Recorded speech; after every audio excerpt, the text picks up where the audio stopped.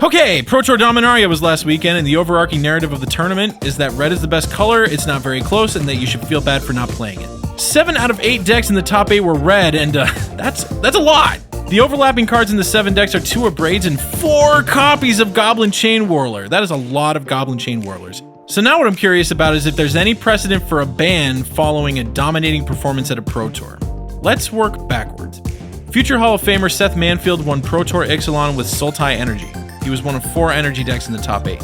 Seth's take on the energy archetype stood in stark contrast with the other energy decks in the top 8. Seth's deck took advantage of Winding Constrictor, while the rest played red for Harness Lightning, Whirler Virtuoso, and the other red removal spells.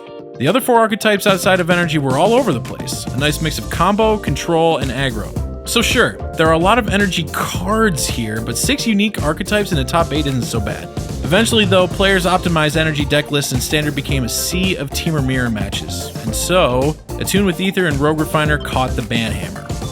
Pro Tour Hour of Devastation featured 6 aggressive red decks in the top 8. Okay, sure, one of them's technically black and red, but I'm lumping them all together because they're all basically Hazoret decks anyway, right? Right. The outliers here are Black-Green Constrictor, which is kind of just Seth's Pro Tour Ixalan deck without the energy sub-theme, and Mono Black Zombies. Mono Red won the tournament, and the archetype continued to be so strong that Ramunap Ruins and Rampaging Ferocidon were eventually banned. Pro Tour Amonkhet's top 8 featured 3 distinct archetypes as well, with 4 Aetherworks Marvel decks, 3 zombie decks, and yet another Black-Green Constrictor deck, this time with a small energy package. And although Zombies won the Pro Tour, it faded away almost instantly. The story of the tournament was the Aetherworks Marvel deck. It's fun to watch Aetherworks Marvel do its thing, but the novelty wears off really quick, and watching coverage just to see turn 4 Ulamogs over and over and over and over had major diminishing returns, and eventually Aetherworks Marvel was banned.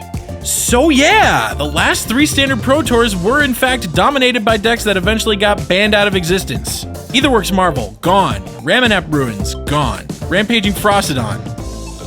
They didn't want to ban Hazoret, so gone. Attune with Aether, gone. Rogue Refiner, gone. And now Goblin Chain Whirler appears to be on the chopping block after an utterly dominating performance at Pro Tour Dominaria.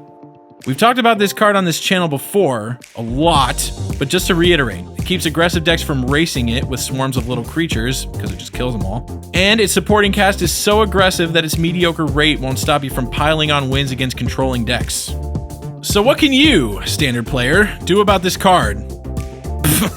I don't know! What I will say is that the bans that have already happened didn't always happen right after the Pro Tour in question. Ramunap Ruins was banned 5 months after Ramunap Red ran over Pro Tour Hour of Devastation, so, the bans don't happen right away.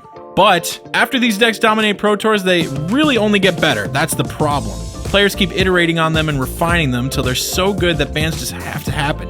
And the Goblin Chain Whirler decks are only going to get better from here. So, enjoy Goblin Chain Whirler while it's still around, because I don't think it's long for this world. See you next time, and please, like and subscribe, because I need to feed my family! See you later, alligator.